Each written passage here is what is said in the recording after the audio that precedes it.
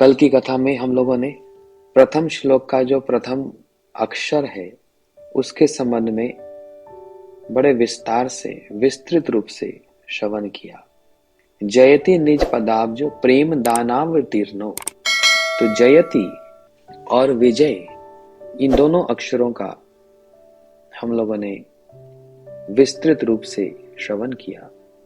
श्री सनातन गोस्वामी पाद कह रहे हैं इसी श्लोक में या कहें इसी पंक्ति में उन्होंने ये भी इंगित कर दिया कि भगवान के श्री कृष्ण के इस जगत में आने का कारण क्या है, भगवान किस लिए आते हैं।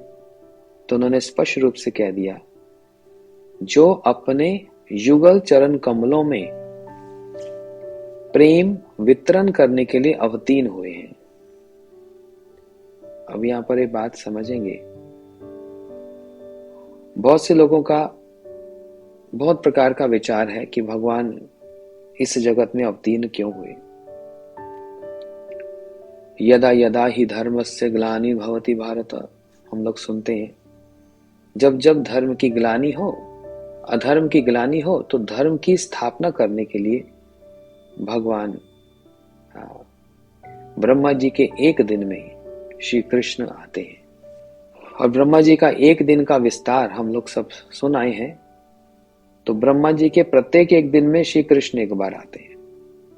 कितने सौभाग्य की बात कि इस कल्प में 5000 वर्ष पूर्व श्री कृष्ण स्वपार्श्व स्वधाम अपने परिक्रम के साथ और अपने धाम के साथ इस भूमंडल पर, इस पृथ्वी पर आए। आने का कारण क्या बोलते, अपने चरण कमलों में प्रेम वितरण करने के लिए अवतीर्ण हुए हैं। यदि चैतन्य चेतामृत अध्ययन करें तो आदि लीला में ही भगवान के आने के मुख्य और गौण कारणों का विवरण हुआ है। तो गौण कारणों में बतलाया कि जहां जहां अधर्म की स्थापना हो वहां पर जाकर धर्म की स्थापना करते हैं। और परित्रणाय साधुना विनाश्च दुष्कृतम, साधु का परित्राण करने के लिए और जो दुष्कृत जो असुर हैं उनका विनाश करने के लिए। परंतु ये कारण भगवान के आने के मुख्य कारण नहीं है। वास्तव में भगवान करुणा सिंधु है और करुणा ही करुणा है। उनकी हर क्रिया में या तो अपने निज परिकर के प्रति करुणा का भाव है या फिर इस भौतिक संसार में जीवों के प्रति भी करुणा का भाव है। इसलिए करुणा सिंधु, वे करुणा के सिंधु हैं। तो आने का मुख्य कारण में बतलाया प्रेम रस निर्जास कोरित्य स्वादन, राग मार्ग भक्ति लोके कोरित्य प्रचारन, रसिक शेखर कृष्ण परम करुण। कृष्ण कैसे हैं? रसिक शेखर हैं, सभी रसिकों के जो श्रेष्ठ, जो शेखर हैं, राजा स्वरूप हैं। अपने परिकर को लीला का विस्तार करके उनको आनंद विनोद प्रदान करना और उनके आनंद से स्वयं भी आनंदित हो जाना। फिर इनका आनंद वर्धित होता है और इनके आनंद के बढ़ने से परिकर का आनंद वर्धित होता है। फिर परिकर का आनंद वर्धित होता है तो उनको देखने से इनका आनंद वर्धित होता है। फिर इनका बढ़ता है तो फिर परिकर का बढ़ता है, फिर परिकर का बढ़ता है तो इनका बढ़ता है। ये इसका किसी प्रकार का अंत नहीं, क्योंकि ये तो स्वरूप ही कैसा है, सच्चिद आनंदमय। इसलिए उस आनंद का कहीं पर भी अंत नहीं, ये अनंत सब समय वृद्धि को ही प्राप्त होता है।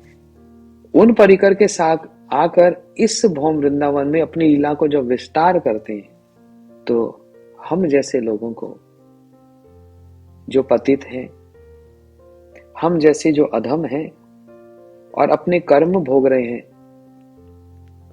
हम जैसे लोगों को भगवान की लीला का कहने का और सुनने का, श्रवण और कीर्तन और उस पर फिर मनन और स्मरण करने का एक संयोग जो प्राप्त हो जाता है, वो ही हमारे उद्धार का और कल्याण का एकमात्र साधन बन जाता है। तो है ना करुणा सिंधु। यदि ये यहां पर आकर अपनी इस लीलाओं का विस्तार ना करें तो हम आप किसकी चर्चा करेंगे? संसार की चर्चा। यहाँ पर युद्ध हो रहा है, वहां पर महामारी हो रही है, वहां पर रोग हो रहा है, वहां पर किसी का कुछ हो रहा है, जबकि सच में हो रहा है। लेकिन उसकी चर्चा करने से कहीं पर भी नहीं लिखा कि उसकी चर्चा करने से हमारा कुछ कल्याण, कुछ उद्धार होगा। परंतु ये तो सर्वत्र लिखा है कि जहां पर भगवत चर्चा होगी, जहां पर श्री कृष्ण शुण्वतां स्वकथा पुण्य श्रवण कीर्तने हृदय अंतोस्तय भद्रानि विद्नोतिम सुरिं सताम। ये तो भागवत जी इस बात को स्थापित करती है। शुण्वतां स्वकथा कृष्ण पुण्य श्रवण कीर्तने, जो श्री कृष्ण की पुण्यवान कथा को श्रवण करता है, उसका गौण फल स्वरूप क्या प्राप्त होता है? वो तो हृदय अंतोस्तय भद्रानि विद्नोतिम सुरिं सताम। हमारे हृदय में जो अभद्र हैं, अभद्र का मतलब अनवांटेड डिजायर्स, जिसकी आवश्यकता नहीं है लेकिन उमड़ पड़ती हैं वो इच्छाएं, जिसका कोई प्रयोजन नहीं है लेकिन उसको हमने अपना प्रयोजन बना लिया है, ये सारी बातें, ये है अभद्र, जो कूट कूट कर हृदय में भरे पड़े हैं। और उसको बाहर निकालने का उपाय कहते हैं ना, उसको डिटॉक्स करना, उसको बाहर निकालने का, डिटॉक्स करने का जो उपाय, वो एकमात्र कृष्ण कथा के अतिरिक्त और कुछ है ही नहीं। कृष्ण चर्चा के अतिरिक्त कुछ और है ही नहीं। जैसे उदाहरण स्वरूप एक गिलास में काले रंग का पेंट हो और दूसरी ओर बहुत बड़े बड़े गैलन भरे हुए दूध हो। अब कहा जाए कि इस गिलास में जो काले रंग का पेंट है उसको बाहर निकालना है, तो एक तो उपाय ये है वो गिलास को फेंक दिया जाए, तो पेंट बाहर निकल गया। लेकिन उस पेंट को फेंकने की इच्छा नहीं हो रही, तो फिर दूसरा उपाय क्या है? उस दूध को उस गिलास में उड़ेल दिया जाए। जितना दूध है सब उस एक ही कप में, उसी गिलास में उड़ेल दिया जाए और डाल दिया जाए और डाल दिया जाए। तो पहले तो दूध जब उसमें जाएगा तो वो भी काला हो जाएगा, लेकिन उस गिलास से वो बाहर निकलेगा, और दूध डालेंगे और बाहर निकलेगा, और दूध डालेंगे और बाहर निकलेगा। ये एंडलेस प्रोसेस। इसी प्रकार से करते करते करते करते उसमें मान लो 10-15 किलो दूध डाल दिया जाए, 10-15 लीटर, तो वो गिलास में सारा काला पेंट निकल जाएगा और वो दूध ही बन जाएगा। उसी प्रकार हमारा हृदय कलमश से और काला ही है। मन में इतने अपराध, मन में इतनी पाप भावना, ये कलमश ही तो है। और कहें तो निकाल कर फेंक दो, तो वो फेंकने की इच्छा नहीं होती, लेकिन क्योंकि उसके बिना तो फिर संतुष्टि नहीं होगी, भोग कैसे होगा। तो दूसरा एक बड़ा सुंदर और श्रेष्ठ उपाय ये है, उसको कृष्ण कथा से भर दिया जाए। सो शुण्वतां स्वकथा कृष्ण पुण्य श्रवण कीर्तने। श्रवण और कीर्तन किसका? कृष्ण चर्चा, कृष्ण कथा का। और वो कैसी है? बड़ी बलवान है। सतांग प्रसंगम मम विरज संविदो भवंति हित कर्ण रसायन कथा। भागवत जी में 33 स्कंद में कपिल भगवान इस बात को कह रहे हैं, माता अपनी माता से ही कह रहे हैं, हे माता सतांग प्रसंगम मम विरज संविदो, मेरे साधुओं के निकट जो मेरी बलवान बलवती, मेरी कथा कोई साधारण नहीं है। देखो कितने विशेषण बताए हैं कृष्ण कथा के। एक तो बताया पुण्यवान है, पापवान तो कहीं नहीं बताया कि कृष्ण कथा कहीं पर पापवान है, ऐसा तो कहीं हो ही नहीं सकता। या फिर अमंगल स्वरूप है, वो भी नहीं हो सकता। इसलिए श्लोक में बताया शुण्वतां स्वकथा कृष्ण पुण्य श्रवण कीर्तन, पुण्यवान है या फिर पुण्य प्रदान करने वाली। पुण्य का अर्थ यहां पर भक्ति है। श्रवण और कीर्तन, यही दो आश्रय हैं, यही दो संबल हैं एक साधक के। जिस दिन हमको श्रवण और कीर्तन का सुअवसर नहीं मिला, वह दिन दुर्दैव है। वो दिन जीवन का सबसे घृणित दिन है। जिस एक दिन भी कृष्ण चर्चा की आलोचना नहीं हुई, श्रवण और कीर्तन नहीं हुआ, धिक्कार है उस दिन को। जो भक्ति में प्रेरित होकर भक्ति प्राप्त करने की इच्छा रखते हैं उनके लिए, जिनको भक्ति से कुछ लेना देना ही नहीं है। हाँ, भगवान आए थे कुछ किया था, चले गए, हमें क्या लेना देना, अपना संसार चलाओ, बच्चों की आगे तरक्की करो, धन संपत्ति आए, इसी में ही मारामारी है। तो उनके लिए तो नहीं कही जा रही बात। जो सच में आगे आने वाले जीवन की चिंता करते हैं कि ये जीवन तो जैसे तैसे कट गया या कट रहा है, लेकिन आगे आने वाला भी एक जीवन है। मुझको जैसे भक्ति प्राप्त है, थोड़ी बहुत जो समझ है, अगले जीवन में भी प्राप्त हो। वह व्यक्ति है सुमेधसा, समझदार और बुद्धिमान, जो अपने दिन को, अपने समय को सद उपाय में प्रयोग में ला रहा है। तो इसलिए साधकों के लिए कोई भी एक ऐसा दिन श्रवण और कीर्तन के बिना ना जाए। यदि कोई प्रश्न करे ये श्रवण कीर्तन कैसे होगा, अब आजकल तो टेक्नोलॉजी के माध्यम से बहुत कुछ हो सकता है। इतनी कथाएं हैं, इतनी कथा व्हाट्सएप ग्रुप पर, फेसबुक पर, कि इतना समय हमारे पास नहीं जितनी कथा है, इतने प्रसंग है, इतने सब उपलब्ध है, इतना मटेरियल है जिसका कभी अंत नहीं। तो यहां पर श्री कृष्ण कथा बड़ी बलवान है। कपिल भगवान कहते हैं मम विरज संविदो।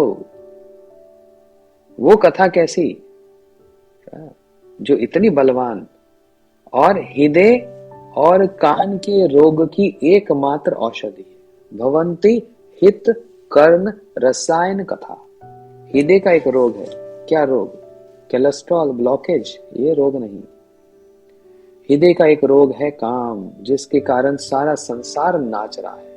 और कान का एक रोग है कि कृष्ण इतर वस्तु, भगवान को छोड़कर अन्य बातों में तो बड़ी रुचि होती है, लेकिन भगवान की बात सुनने में रुचि नहीं होती। भगवान की कथा सुनने में विशेष कोई लगाव नहीं होता। यही एक दुर्दशा है। इसलिए मंद सुमंद मत्यो, मंद भाग्य ही उपादिता। बुद्धि भी मंद, भाग्य भी मंद है। बुद्धि मंद क्यों? क्योंकि कृष्ण कथा के प्रति हमारा कोई रुचि नहीं। और भाग्य मंद इसलिए क्योंकि सत्संग प्राप्त करके भी वो रुचि जागृत नहीं होती। इसलिए मंद सुमंद मत्यो, मंद भाग्य ही उपादिता। सतांग पर संगम मम विरज संविदो, भवंती हित कर्ण रसायन कथा। वो कृष्ण कथा हृदय के लिए और कानों के लिए रसायन है।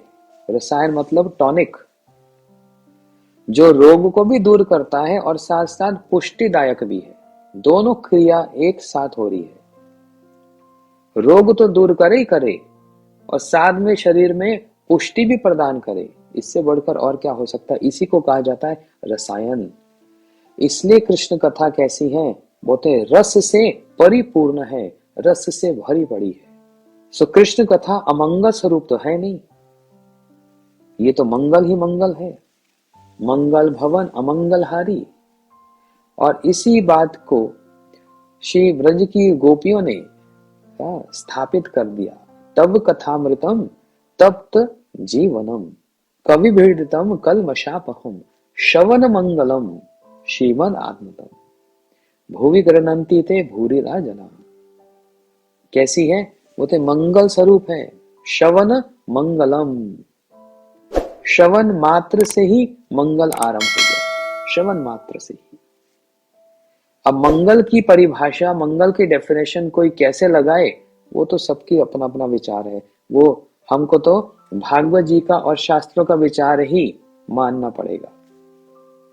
कोई कहे मैं तो कृष्ण कथा सुनता हूँ, कोई मंगल मंगल तो हो नहीं रहा, बड़े दिन से सोच रहा था एक गाड़ी आ जाए, आ तो रही नहीं, काय का मंगल। सोच रहा था मेरे काम में मेरी तरक्की हो जाएगी, प्रमोशन हो जाएगी, कोई मंगल नहीं हो रहा।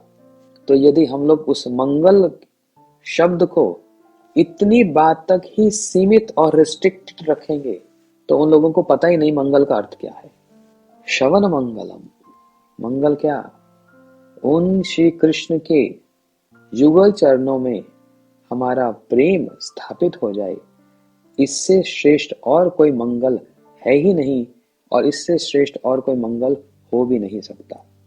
श्रवण सुभद्रानी रथांगी पाने, ये कृष्ण कथा श्रवण करते करते करते करते करते जितना हो सके इसका पान करते रहो, मुहु रहो रसिका भूवि भाव का। बस पान करते जाओ, पीते जाओ, पीते जाओ, पीते जाओ, पीते जाओ। संसार की जो एक जो नशा है जो लोग पीते हैं, उसके बाद तो वो अपने होश खो बैठते हैं और फिर बड़बड़ाने लगते हैं, क्योंकि बुद्धि तो काम करती नहीं। तमोगुण होकर जो दिमाग में आए बस बोलते जाएंगे, या फिर कहीं गिर पड़ेंगे, होश ही खो बैठते हैं।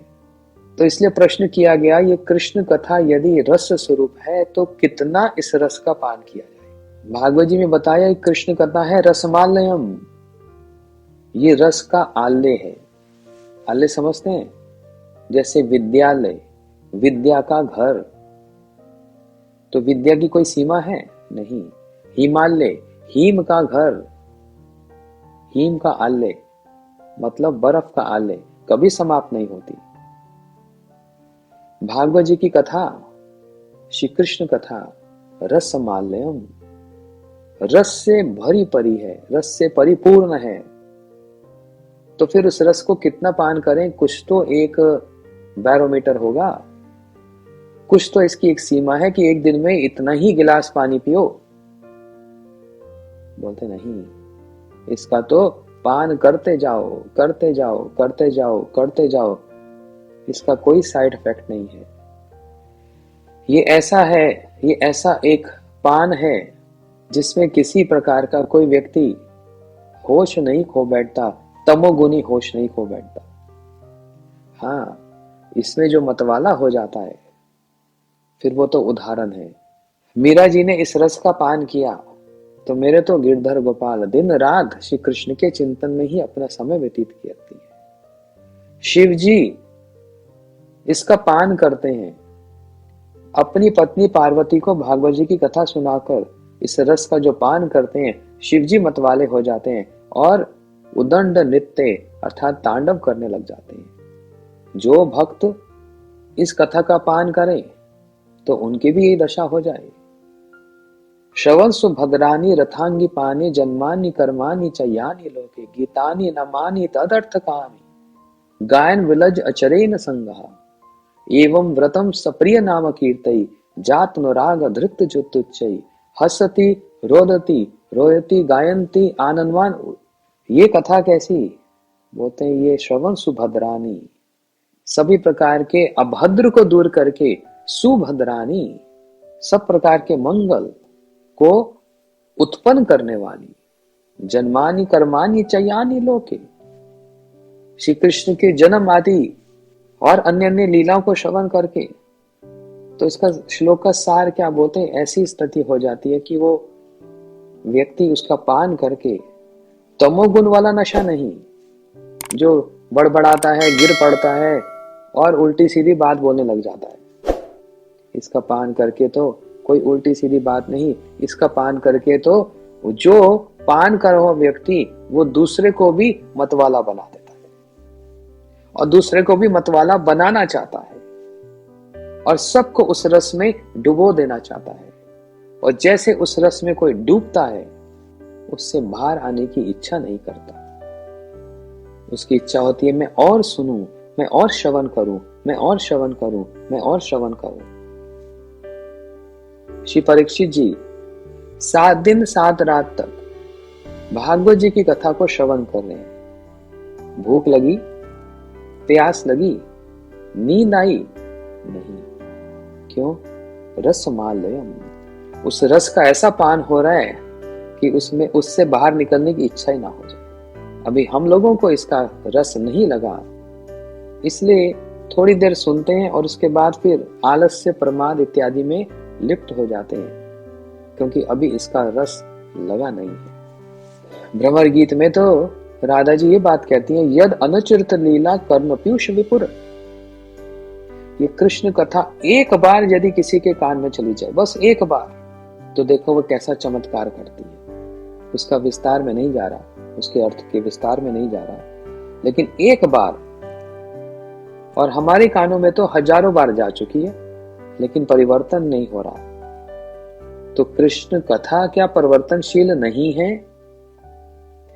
कृष्ण कथा तो परिवर्तनशील है ही, लेकिन अमार दुर्दैव, ये मेरा दुर्भाग्य है कि मेरा आपके नाम के प्रति और आपकी कथा के प्रति किसी प्रकार का कोई अनुराग उत्पन्न नहीं हो रहा, कोई आसक्ति, अटैचमेंट नहीं हो रही।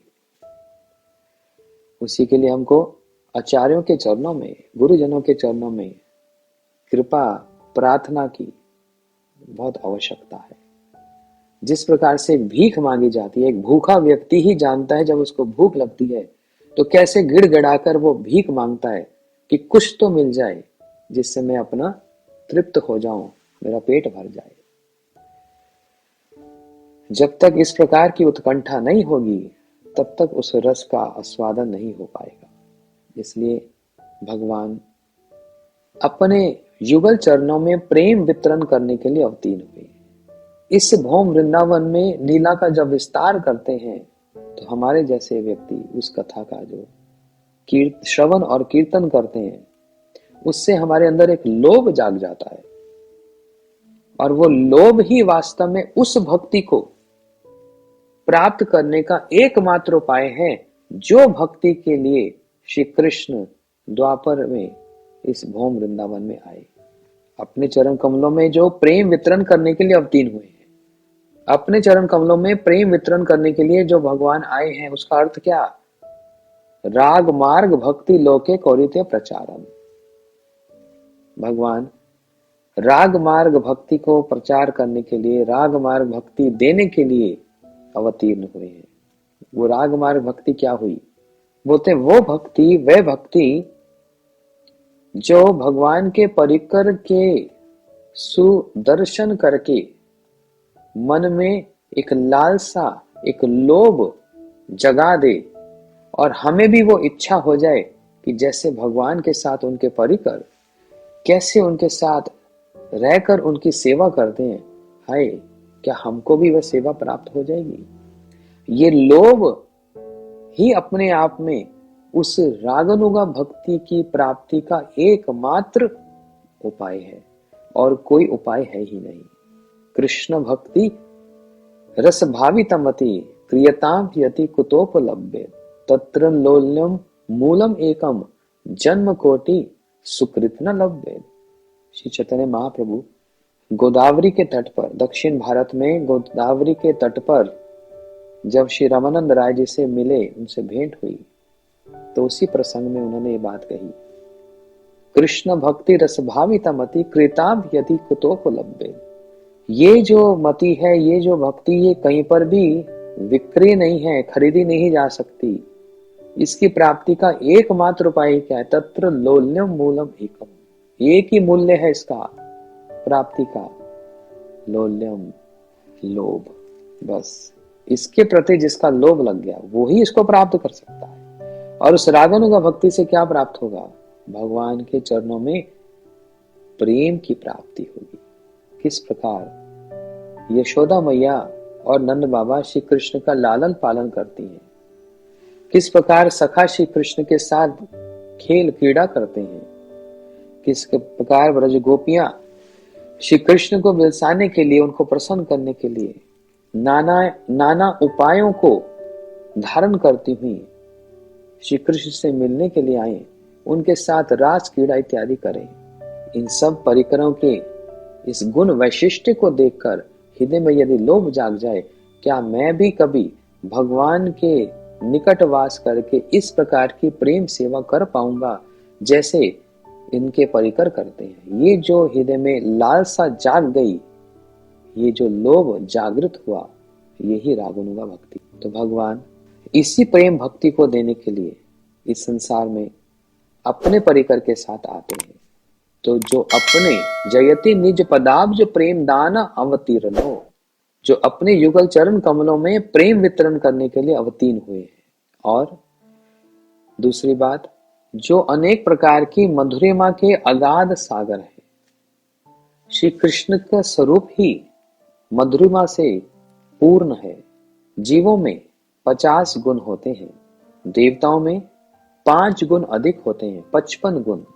नारायण आदि और जितने अवतार हैं, इनमें 60 गुण होते हैं। लेकिन 4 गुण श्री कृष्ण के स्वरूप में अधिक हैं, जो किसी भी अवतार में किसी में भी नहीं है। एकमात्र श्री कृष्ण उन 4 माधुर्यों की, उन 4 मधुरिमाओं की एकमात्र आधार है। और वो भी कैसा? वो जो 4 मधुरिमाएं हैं, वो अगाध सागर समुद्र की तरह है। कोई यदि कहे मैं सागर की सीमा को नाप सकता हूं, मैं सागर की गहराई को भी नाप सकता हूं, ये तो असंभव बात है। परंतु फिर भी किसी प्रकार से नाप भी ले, परंतु श्री कृष्ण की जो मधुरिमा है, जो उनकी माधुर्यां हैं, उनको कोई कहे मैंने नाप लिया, माप लिया या जान गया, इसका मतलब वो ठीक बात नहीं कह रहा, वो बस बड़बड़ा रहा है। क्योंकि ब्रह्मा जी अपने मुख से ये बात कह रहे हैं। ब्रह्मा जी जिन्होंने ब्रह्म संहिता का वर्णन किया, जिन्होंने श्री कृष्ण के ऐश्वर्य का, माधुर्य का वर्णन किया, वे ब्रह्मा जी कहते हैं जनंतम एवं जनंतम किम बहुवक्त नाम प्रभु मनुष्य वपुष वाचा वैभवम तम गोचरम। ब्रह्मा जी कह रहे हैं कोई यदि कहे मैंने आपके ऐश्वर्य को, आपके माधुर्य को नाप लिया, माप लिया या जान लिया, वो बकबक बकबक करता है।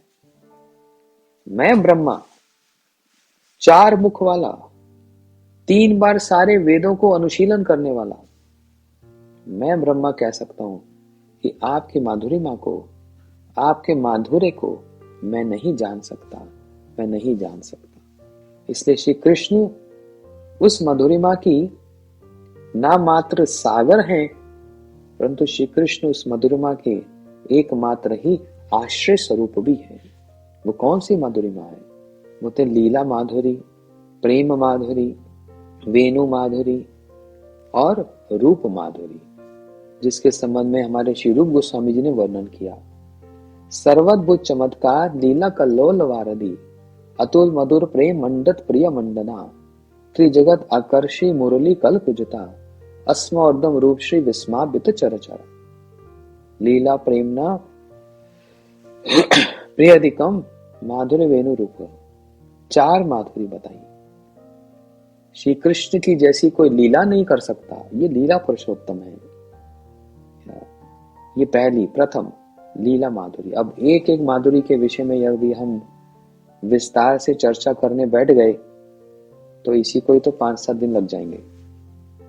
और भक्त लोग बड़े उतावले हो रहे हैं कि ग्रंथ में आगे क्या होगा वो भी सुनना है। अभी तो हम भूमिका और फिर भूमिका के बाद मंगलाचरण तक ही पहुंच पाए हैं, तो अभी बहुत लंबी यात्रा है।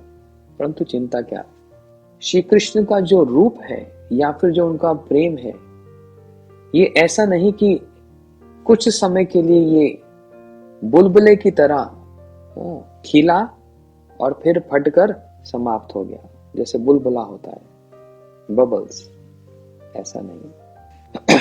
ये कोई ऐसा प्रेम नहीं कि आज है और कल नहीं हुआ।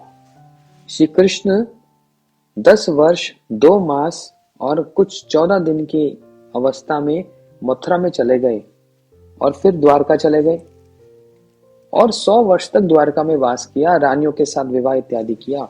तो वो जो प्रेम था ब्रज गोपियों के साथ या ब्रजवासियों के साथ, वो प्रेम तो फिर समाप्त हो जाना चाहिए था। लेकिन प्रेम की डेफिनेशन, प्रेम की परिभाषा ये है ही नहीं।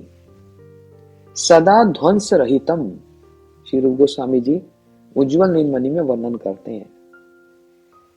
प्रेम की भाषा क्या है?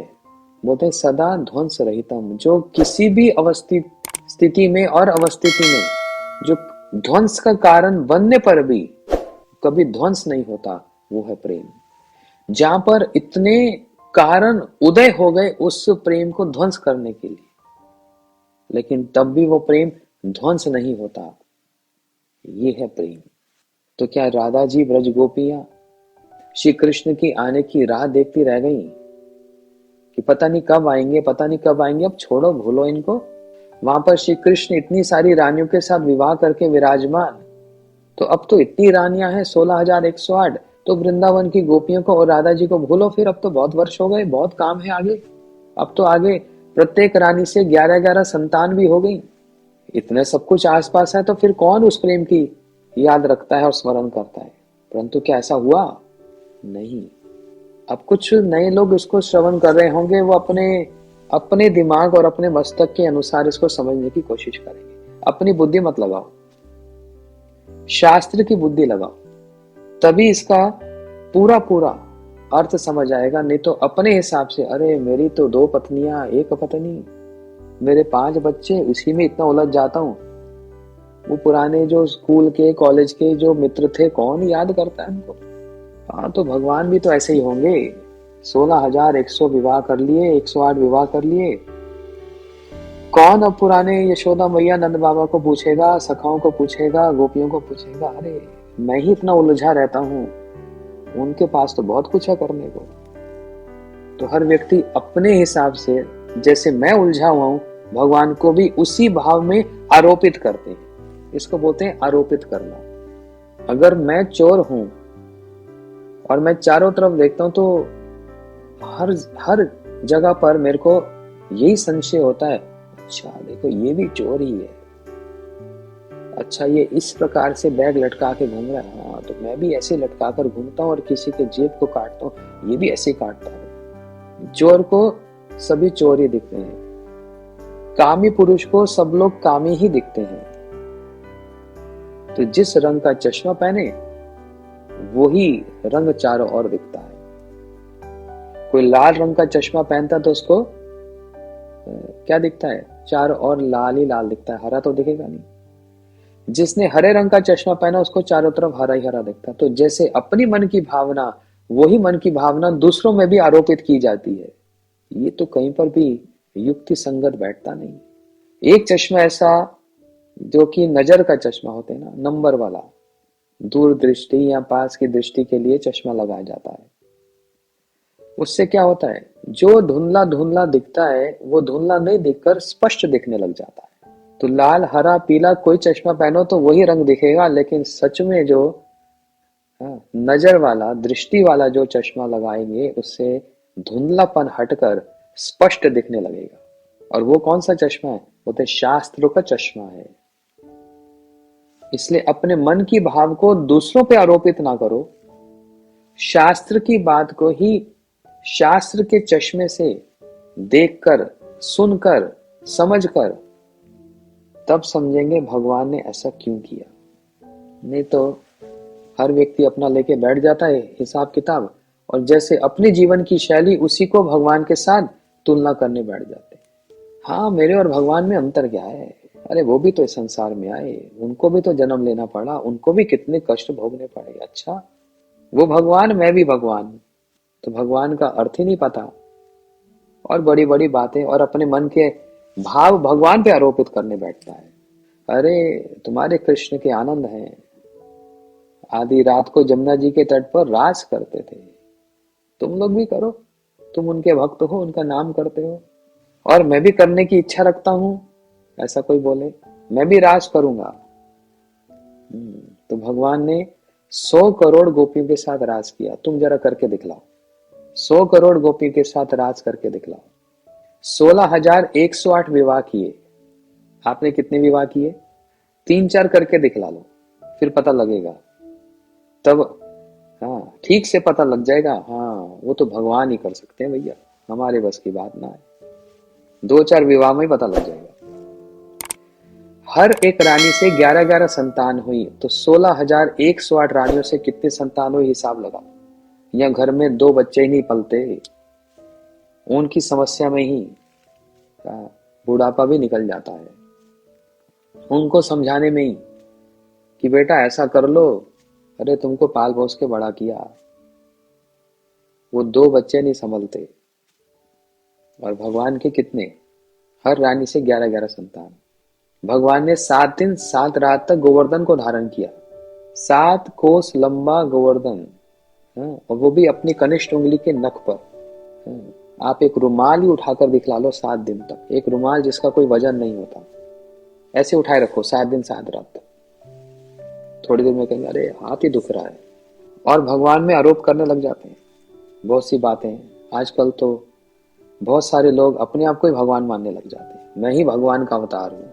भगवान ने अग्नि का पान किया, दावानल को पान किया, तुम एक जलता हुआ कोयला अपने मुंह में डालकर दिखलाओ। भगवान की आयु सब समय 16 वर्ष की रहती है, उससे ज्यादा बढ़ते नहीं। कभी एक केश, दाढ़ी, मूछ, ये सब कभी सफेद होता है, झुर्रियां पड़ती हैं। यदि ये होता तो भागवत जी की बात खंडित हो जाती, जहां पर उनके रूप के संबंध में कह रहे हैं अस्मा औरदम अनन्य सिद्धिम। वह रूप जो कभी घटता ही नहीं और जो कभी बराबर भी रहता नहीं, वह रूप जो सब समय बस बढ़ता ही जाए, बस बढ़ता ही जाए, बस बढ़ता ही जाए। तो इसलिए अवतार बने फिरते हैं। श्री कृष्ण आए 5,000 वर्ष पहले, श्री राम जी आए लाखों वर्ष पहले। आज भी रामनवमी और कृष्ण जन्माष्टमी मनाई जाती है, इतने लाखों वर्षों के बाद भी। तो जो अपने आप को अवतार कह रहे हैं, तुम्हारा जन्मदिन कब तक मनाते हैं लोग? जो जन्मदिन मनाते हैं वो भी मर जाते हैं, उनके जन्मदिन मनाने वाले कोई नहीं मिलते, तो तुम्हारा जन्मदिन मनाने वाला कौन है? तुम लोग जो काम करते हो उन लोगों के लिए जो अपने आप को अवतार कहते हैं कि मैं अवतार हूं, मैं ही राम का अवतार हूं, मैं ही कृष्ण का अवतार हूं। तुम लोग जो जन्म लेते हो और उसके बाद फिर वृद्ध अवस्था आती है तो मर जाते हो, उसके बाद तुमको पुराने पिछले जन्म का कुछ स्मरण रहता है और फिर तुम अपने आप को अवतार मानते हो, भगवान ही मानते हो। भगवान ने जो जो क्रिया की उसके गुणगान सभी साधु करते हैं। तुम जो जो क्रिया करते हो तुम्हारे गुणगान कौन गाता है? भगवान जो कार्य करते हैं वो सारा मंगल स्वरूप है, इसलिए कहा मंगल भवन अमंगल हारी। तुम लोग जो कार्य करते हो, क्रिया करते हो, उसको किसको, वो कोई मंगल है? ऐसे कितनी बातें कहें। खैर, ये हमारा प्रयोजन नहीं। जिनका प्रेम परम अद्भुत दशा की चरम सीमा को प्राप्त होकर भी गोपियों के हृदय में नित्य विराजमान रहता है। श्री कृष्ण का प्रेम जो चरम सीमा तक पहुंच जाए कि उससे आगे कुछ और है ही नहीं, लेकिन उसके आगे है, वही प्रेम उनकी जो गोपियां हैं उनके हृदय में नित्य विराजमान रहता है। जो लोग नहीं जानते वो गोपियां कौन है, उनके लिए आनंद चिन्मय रस प्रतिभावी तावी ताबी निज रूप त्यैव कलाबी गोलोक एव निवासतिम अखिल आत्मभूतो गोविंदमादि पुरुषम तमम भजामि। इस बात को मैं नहीं कह रहा, ब्रह्मा जी कह रहे हैं। ये साक्षात श्री कृष्ण की ही आनंद की प्रतिमूर्ति हैं। कौन? श्री राधा जी। और सारी गोपियां ये सब राधा जी की काय व्यूह हैं। इसलिए इस सिद्धांत को, इस तत्व को समझकर, ये एक आधार को समझकर हम लोग तभी इसके विचारों को समझ पाएंगे और प्रतिष्ठित हो पाएंगे, अन्यथा संभव नहीं। हमारे गुरु जी जिन्होंने बृहद भागवतमृतम का इस टीका को वर्णन किया, इसको आरंभ करने से पहले वो अपने गुरु जी की प्रार्थना कर रहे हैं। ये ना मात्र एक औपचारिकता है और ना ही एकमात्र ये कर्तव्य है, परंतु वास्तविकता यही है। हर एक सद शिष्य अपने गुरुजी की वंदना करके और उनसे कृपा की याचना करके कुछ कथा को कहते हैं या फिर किसी ग्रंथ की भूमिका को या उसकी टीका का वर्णन करते हैं। ये तो इतिहास है।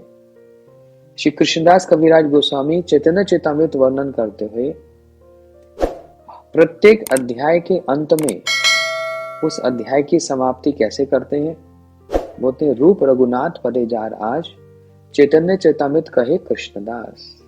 बोलते हैं, रूप रघुनाथ जिनको मैं अपना शिक्षा गुरु मानता हूं, उनके चरणों की प्राप्ति की अभिलाषा करते हुए मैं चैतन्य चेतामृत का वर्णन कर रहा हूं। अर्थात मेरे ये द्वारा जो ये सेवा हुई है, ये जो इसका जो लक्ष्य क्या है, श्री रूप रघुनाथ के चरणों में मेरी आसक्ति हो जाए, उनकी प्राप्ति हो जाए, ये आशा की जा रही। तो इसलिए नरोत्तम ठाकुर जी और हमारे भक्तियों ठाकुर जी और समस्त आचार्य और उसी श्रृंखला में हमारे गुरु जी ने भी अपने गुरुदेव को कौन ओम विष्णुपाद अस्त्रोत्तर श्री श्रीमद भक्ति प्रज्ञान केशव गोस्वामी महाराज जी के चरण कमलों की वंदना करता हूं। गुरुदेव कह रहे हैं, जिनकी ऐतु की कृपा से सर्वथा अयोग्य होकर भी, क्या कह रहे हैं, मैं सर्वथा अयोग्य होकर भी, यहीं पर ही भक्त का लक्षण, शुद्ध भक्त का लक्षण यहीं से प्राप्त हो जाता है।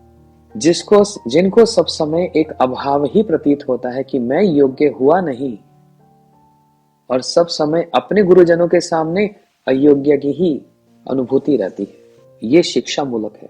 गुरु जी के प्रत्येक वाक्य, उनकी प्रत्येक क्रिया हमको शिक्षा प्रदान करती है। और गुरु जी अयोग्य हैं, साक्षात जो भगवान के परिकर, साक्षात राधा जी के परिकर, महाप्रभु जी के परिकर, वे अपने गुरुजनों के सामने कैसे प्रतीति करनी चाहिए, क्या उसमें विचार होना चाहिए, हमको शिक्षा देने के लिए गुरुदेव इन वाक्यों को प्रयोग कर रहे हैं कि सर्वथा अयोग्य होकर भी प्रपूज्य चरण श्री सनातन गोस्वामी जी द्वारा रचित श्री बृहद भागवतम ग्रंथ के मूल श्लोकों का अनुवाद तथा उन्हीं के द्वारा रचित दिग्दर्शनी नामक टीका का भावानुवाद करने में प्रवृत्त हो रहा हूं। सनातन गोस्वामी जी ने जिन श्लोकों को उद्धृत किया, उन्हीं का अर्थ, उनकी टीका दिग्दर्शनी नामक टीका का, अर्थात अपनी बात को कैसे मैं स्पष्ट रूप से और विस्तार रूप से मैं कहूंगा, उसी को कहा जाता है टीका। इंग्लिश में इसको कहा जाता है कमेंट्री। अब ये कहने वाली बात तो नहीं, लेकिन समझाने के लिए, क्रिकेट का मैच होता है, फुटबॉल का मैच होता है, तो वहां पर कमेंटेटर होते हैं। तो कोई भी ऐसा ऐरा गहरा कोई व्यक्ति कमेंट्री देने लग जाता है? नहीं। वो व्यक्ति जो उस क्षेत्र में प्रांगत हो, जो उसकी पूरी पूरी समझ रखता हो, उसकी पूरी लेंथ ब्रेथ, उसकी डेप्थ सबको अच्छे से भली भांति जानता हो और उस विषय में बहुत बड़ा एक्सपर्ट हो, वही व्यक्ति तो उसकी कमेंट्री दे सकता है, कमेंटेटर। सिर्फ साधारण एक बात को समझाने के लिए कह रहा हूं। उसी प्रकार टीकाकार अर्थात कि ग्रंथ श्री सनातन गोस्वामी जी ने वर्णन किया, लेकिन वो क्या कहना चाह रहे हैं, अपनी बात को स्पष्ट रूप से और विस्तार करके उन्होंने इसकी टीका लिखी, और जिस टीका का नाम है दिग्दर्शनी।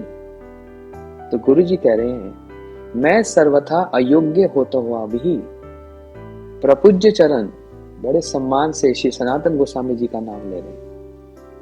इन गोस्वामी वर्गों की महिमा का जब हम अवलोकन करेंगे, इन महिमा को यदि हम जानेंगे, तब इनका नाम उच्चारण करते ही रोमांच हो पड़ता है, तब इनका नाम उच्चारण करते ही नेत्रों से अश्रु प्रवाहित होते हैं, नाम उच्चारण मात्र से ही।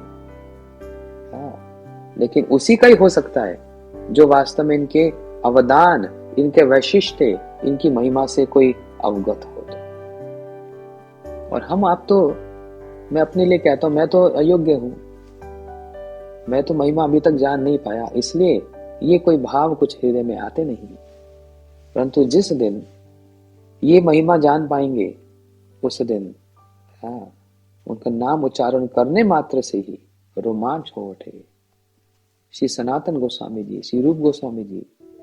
अब देखो श्री रघुनाथ दास गोस्वामी जी प्रत्येक दिन 3000 दंडवत प्रणाम करते हैं। 56 दंड रात्रि दिने, जाने ना राधा गोविंद बिने, और 4 दंड शुई था के, स्वप्न ना राधा गोविंद देखे। श्री रघुनाथ दास गोस्वामी जी 3000 बार एक एक श्री कृष्ण के परिकर का नाम स्मरण करके भूमि पर गिरकर दंडवत प्रणाम करते हैं। उनकी महिमा का, उनकी महिमा का दर्शन करके तो ये संभव है, उनकी महिमा को जानकर तो ये संभव है, नहीं तो कैसे संभव है। इसलिए जो हमको भक्ति में प्रेरणा देकर आगे बढ़ाए, साधारण भाषा में कहा जाता ना, अरे उसके तो चरण धोकर पियो। जब उनकी महिमा हम समझेंगे, अरे उन्होंने हमारे लिए कितना कुछ किया, उन्होंने हमको भक्ति में कैसे आगे बढ़ाया, हमको ये शास्त्र अध्ययन करवाया, जो कठिन विषय हम समझ नहीं पाते थे उन्होंने हमारे लिए सरल किया। एक साधारण रूप में भी उनकी महिमा का गान करने के लिए जीवा प्रेरित हो जाती है। और सनातन गोस्वामी जी की तो बात ही क्या, जिनको श्री चैतन्य महाप्रभु ने अपना देह कह के संबोधन किया, ये मेरा देह है, हे सनातन ये मेरी प्रॉपर्टी है, तुम्हारा देह नहीं, ये मेरा देह है, ये मेरी प्रॉपर्टी है, ये मेरी संपत्ति है। तो इसलिए गुरुदेव बड़े दीनहीन भाव से प्रपूज्य चरण श्री सनातन गोस्वामी जी द्वारा रचित ये शिवृद भागवतमृतम ग्रंथ की मूल श्लोक का अनुवाद उन्होंने अनुवाद भी और साथ साथ टीका भी, क्योंकि उस विषय में प्रांगत हैं, जो बात वो लिखी है उसका विस्तार क्या है, स्वयं उन्होंने ही इस बात को टीका के माध्यम से हमको बतलाया है। तो गुरुदेव कह रहे हैं तदंतर ग्रंथ रचयिता और स्वयं उसके टीकाकार श्री सनातन गोस्वामी जी के श्री चरण कमलों में प्रणत होकर प्रणाम करके उनकी कृपा के लिए ही मैं कातर प्रार्थना करता हूँ। वे सनातन गोस्वामी जी की कृपा मुझ पर वर्षण हो, उनकी कृपा के अतिरिक्त और कोई उपाय नहीं। कैसे मैं इस ग्रंथ में प्रवेश करूंगा और कैसे इस ग्रंथ को हम समझेंगे, गुरुदेव हमको स्वयं गुरु बनकर हमको शिक्षा दे रहे हैं, हम शिष्यों को शिक्षा दे रहे हैं। इसलिए वंदे गुरु श्री चरणार विंदम, ऐसे गुरु चरणों में हमारी सदैव वंदना, सदैव प्रणाम। ये बोलकर आज की कथा को यहीं पर विराम देते हैं। हरे कृष्णा कृष्णा कृष्णा हरे हरे, हरे राम राम राम हरे हरे।